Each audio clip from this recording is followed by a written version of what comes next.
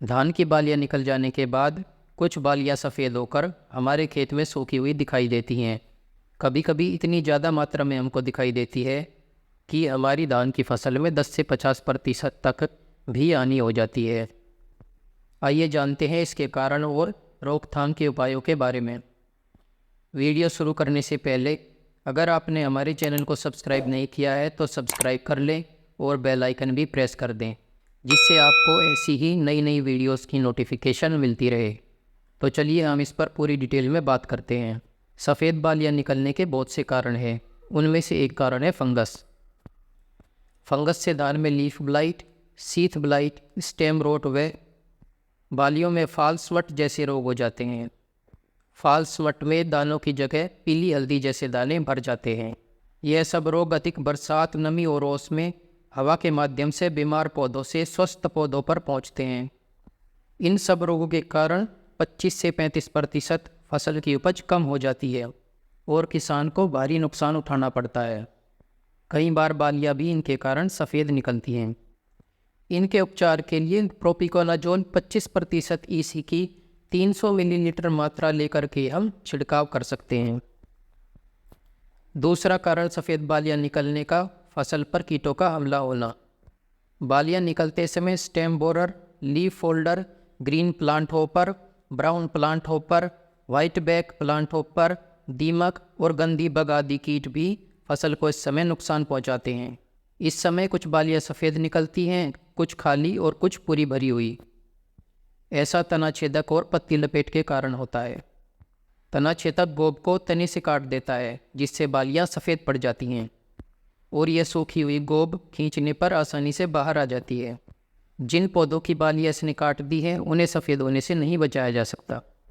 इसकी रोकथाम के लिए आप फर्टेरा को डाल सकते हो। इसकी डोज 5 किलो प्रति एकड़ है। इसके अलावा कार्टेप हाइड्रोक्लोराइड 7.5 किलो प्रति एकड़ के हिसाब से डाल सकते हो। तना छेदक के बारे में डिटेल में जानने के लिए आप हमारा दूसरा वीडियो देख सकते हैं, जिसका लिंक आपको डिस्क्रिप्शन में मिल जाएगा। इसके अलावा गंदी बग कीट जब बालियों में दाने बनने लगते हैं तो उनका रस चूसती है और इसके कारण भी बालियाँ सफ़ेद हो जाती हैं। इसकी रोकथाम के लिए मेलाथियोन 50% ईसी का 2 मिलीलीटर प्रति लीटर पानी में छिड़काव करें। तीसरा महत्वपूर्ण कारण है गलत सिंचाई। बालियाँ निकलते समय खेत में पानी भरकर रखें।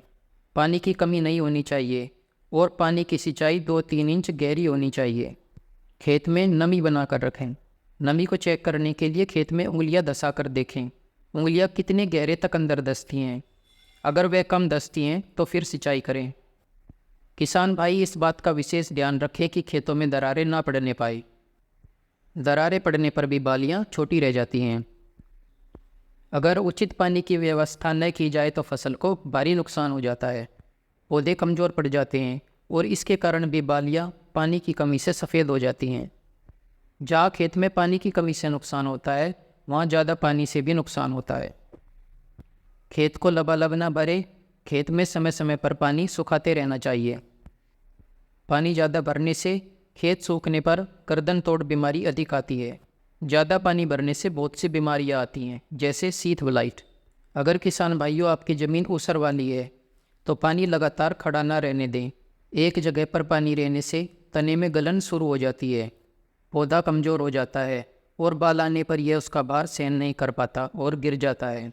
बालियाँ सफ़ेद निकलने का अगला कारण है परागण के समय दवाइयों का स्प्रे करना।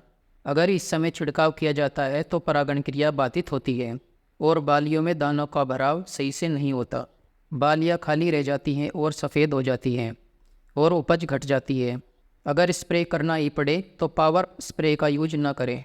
अगर इस समय स्प्रे करना है तो केवल हाथ के स्प्रे पंप का यूज करें। बालियाँ सफ़ेद निकलने का एक और कारण है पोषक तत्वों की कमी।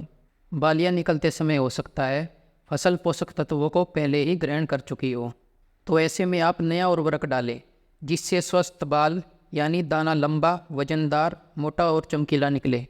आपकी बालियाँ सफ़ेद ना निकले, इसके लिए आपको 1 से 1.5 किलो NPK 05234, 100 से 150 ग्राम बोरोन को 100 से 150 लीटर पानी में मिलाकर स्प्रे करना है। इसका स्प्रे फूल बनते समय जब फसल 5 से 10% निसर चुकी हो या फिर 80 से 90% निसर चुकी हो तब करना है। इससे एक समान बालियाँ निकलेंगी और जड़ें मजबूत होंगी। बोरोन परागण क्रिया में सहायक होता है। बालियों में पूरा 100% भराव होता है। बालियाँ सफ़ेद न निकले तो इसके लिए कुछ सावधानियाँ बरतना बहुत ही ज़रूरी है।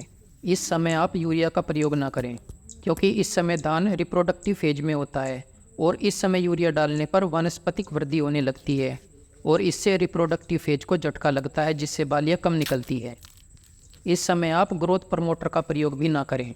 कुछ किसान गाभा अवस्था में यूरिया इस सोच के साथ प्रयोग करते हैं कि बालियाँ अच्छी स्वस्थ निकलेंगी, परंतु उल्टा इससे नुकसान ज़्यादा होता है। बीमारियाँ लगने की संभावना बहुत अधिक बढ़ जाती है, पौधा कमज़ोर होता है और फसल गिर जाती है। अंतिम यूरिया डालने का समय 40 से 50 दिन तक ही होता है। इसके बाद आप यूरिया ना डालें। अगला महत्वपूर्ण कार्य है खरपतवार नियंत्रण, जिससे पूरे पोषक तत्व हमारी फसल को ही मिले। अगर इन सब बातों का आप ध्यान रखोगे तो आपकी फसल में दानों का पूरा भराव होगा। दाने स्वस्थ, ठोस, चमकदार, मोटे और वजनदार होंगे। इससे आपकी फसल की अच्छी पैदावार होगी और इससे आपकी बालियाँ भी सफ़ेद नहीं होगी और ना ही दाने काले होंगे और आप अपनी फसल से अधिकतम लाभ प्राप्त कर सकेंगे। आज के लिए इस वीडियो में बस इतना ही। उम्मीद है आपको यह वीडियो पसंद आई होगी। अगर आपके पास भी कोई सुझाव या सवाल है तो कमेंट सेक्शन में ज़रूर लिखें। धन्यवाद। मिलते हैं अगले वीडियो में।